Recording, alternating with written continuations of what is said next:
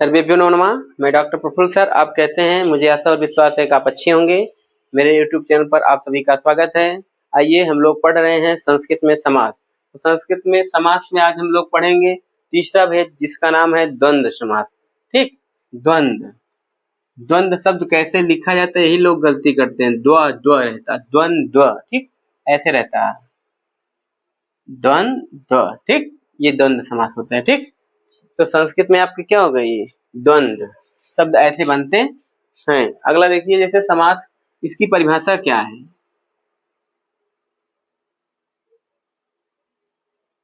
चार्थे द्वंद्वः। चार्थे मतलब चा के अर्थ में द्वंद्व समास होता है। चा को संस्कृत में क्या कहते हैं, और। हिंदी में कहते हैं और, संस्कृत में बोलते हैं चा, हिंदी में बोलेंगे और। तो जिन दो शब्दों के बीच में च लगा होता है, अर्थात हिंदी में और लगेगा, संस्कृत में च लगेगा, तो वहां पर द्वंद्व समास होता है। एक सूत्र और है, उभय पदार्थ प्रधानो द्वंद्वः। उभय पदार्थ प्रधानो द्वंद्वः, ये कहता है उभय मतलब होता है दोनों, पदार्थ माने दोनों पद, मान लीजिए दोनों पद किस क्या होते हैं, प्रधान होते हैं, वहां भी द्वंद्व समास होता है। तो द्वंद्व समास के तीन भेद होते हैं। क्या होते हैं, द्वंद्व समास के तीन भेद होते हैं आपके।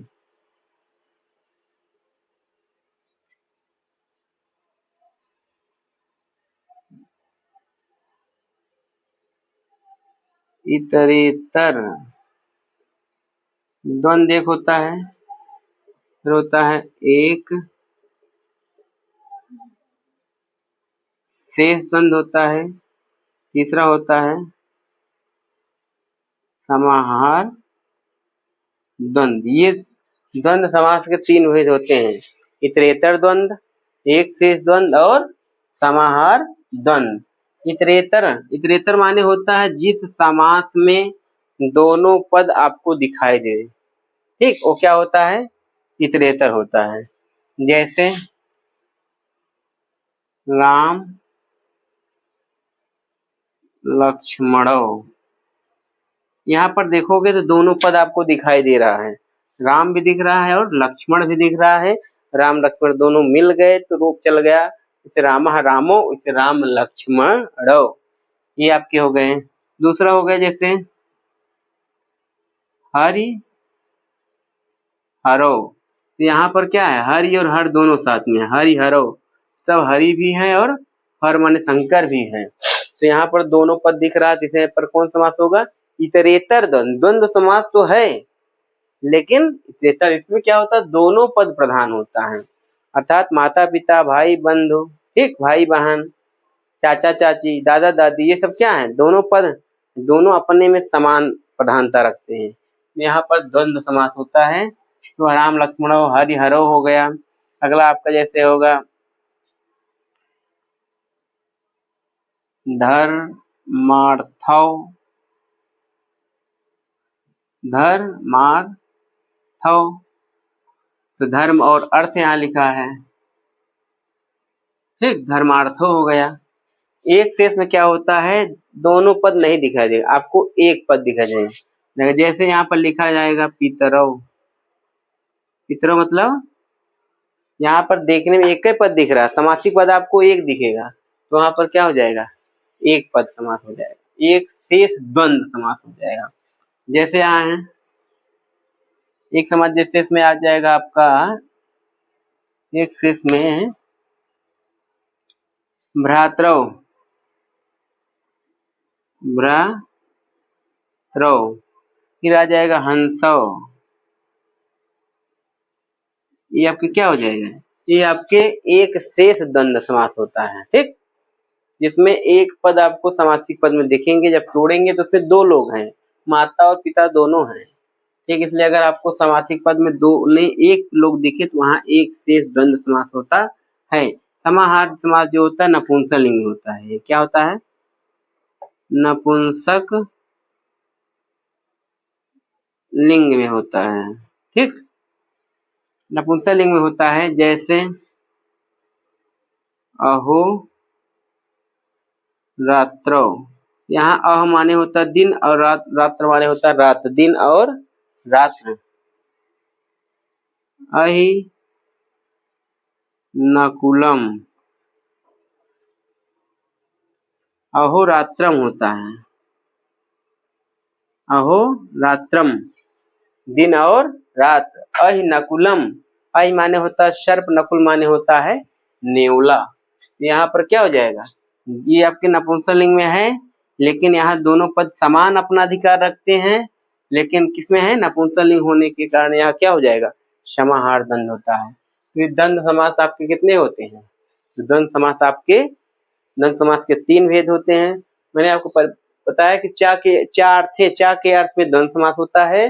दूसरा उभय पद प्रधानो द्वंद्व, इसमें दोनों पद आपस में क्या समान प्रधानता रखते हैं, वहां द्वंद्व समास होता है। द्वंद्व समास के 3 भेद होते हैं, इतरेतर द्वंद्व, एक शेष द्वंद्व और समाहार द्वंद्व। इतरेतर में क्या होता है, दोनों पद आपको स्पष्ट दिखाई देंगे समासिक पद में, और एक शेष में क्या होता है, एक पद दिखाई देगा। समाहार में क्या होता है, वह पद दोनों दिखाई देंगे पर वह नपुंसकलिंग होता है। तो यहाँ पर क्या हो जाएगा, द्वंद्व समास हो जाता है। ठीक, आइए कि आपको हम समास विग्रह करके दिखाते हैं। जैसे लिखा है राम लक्ष्मणो, तो यहाँ हो जाएगा रामः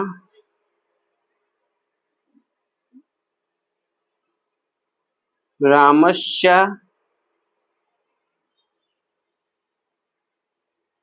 लक्ष्मणस्य। राम, और यहाँ विसर्ग था, विसर्ग श हुआ है, क्योंकि च्युतकार होने के कारण यहाँ विसर्ग का श, रामः च कर सकते हैं, लक्ष्मणः च कर सकते हैं। यहाँ पर विसर्ग सा हो जाएगा तो रामस्य लक्ष्मणः च कर सकते हैं। ये आपके एक शेष के हो जाएंगे। दूसरा पितरों देखते हैं हम लोग। पितरों में क्या है, जैसे देखिए यहाँ बनेगा माता च पिता च। यहाँ देखो दोनों पद हैं, दोनों पद अपना समान अधिकार रखते हैं, इसलिए यहाँ पर कौन सा हो गया, द्वंद्व समास होगा। द्वंद्व में भी कौन समास होगा, यहाँ आपको समासिक पद में एक पद दिख रहा है, यहाँ एक शेष हो जाएगा। अगला समाहार का देख लीजिए, अहि क्या हो जाएगा यहाँ पर, अहि नकुलम में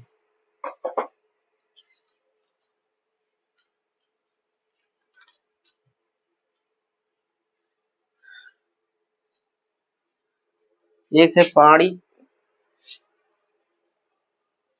पाणी पादम, पाणी च, उसके बाद हो जाएगा आपका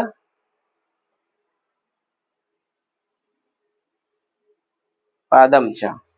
पाणी यहाँ पर दो होते हैं हाथ, पाणी माने हाथ और पैर दो होते हैं, तो पाणिम च, पाणी च पादम च, तो बन जाएगा पाणी पादम। ठीक, इस तरह से आपके ये द्वंद्व समास होते हैं। ठीक, तो मुझे आशा विश्वास है कि आप अच्छी तरह से द्वंद्व समास को समझ चुके होंगे।